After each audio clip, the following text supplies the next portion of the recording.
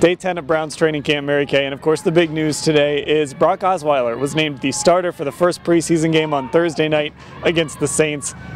You know, it was a little bit of a surprise. I think DeShone Kizer was in the running. Brock Osweiler, of course, was in the running, but it's Brock, so why did you go with him? Well, you know, first of all, you know, Brock has experience, and, you know, that was probably the #1 thing. But I think a very big factor for this week in particular was the fact that they need to see Cody Kessler and they need to see DeShone Kizer actually play some football, get some snaps against live competition to really see if they can keep coming up that learning curve, especially DeShone, because he still is in the mix to start either the season or early on in the season. If they had started him in this game, he's out after a series or out after 2. So I don't think this is over just yet. Yeah, one of the things I think no one has really talked about is these guys need to get some rhythm going, and when they're able to kind of put together drive after drive after drive, fail on one, maybe score on another, you know, that helps in their development, especially in a guy like DeShone Kizer's development. Yeah, absolutely. And you know what? I mean, they had a very short period of time to prepare for this game. They've only got 2 practices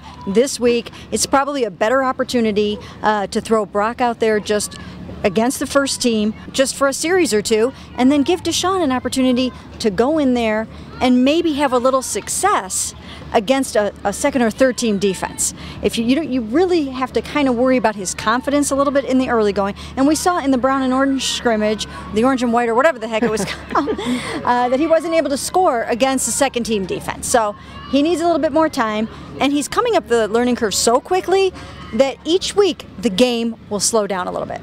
And of course for Brock Osweiler, this is another chance for him, because I'm sure there was a time when he wasn't sure what was going to happen with him, and now he's got an opportunity to maybe be a starter again in the NFL, depending on how this preseason goes.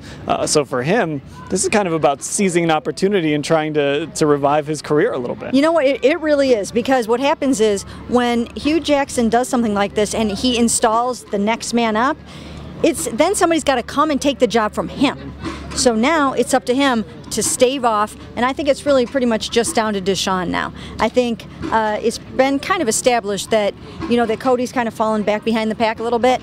I think it would now be up to DeShone to try to go take this job from Brock. Yeah, this was Cody Kessler's job to lose really since the spring, and unfortunately for him, he wasn't able to take advantage of it. But he still sounded like a guy when we talked to him today who believes he can get back into the competition, and you know, maybe this takes a little bit of the pressure off him a little bit. We'll kind of see how that goes.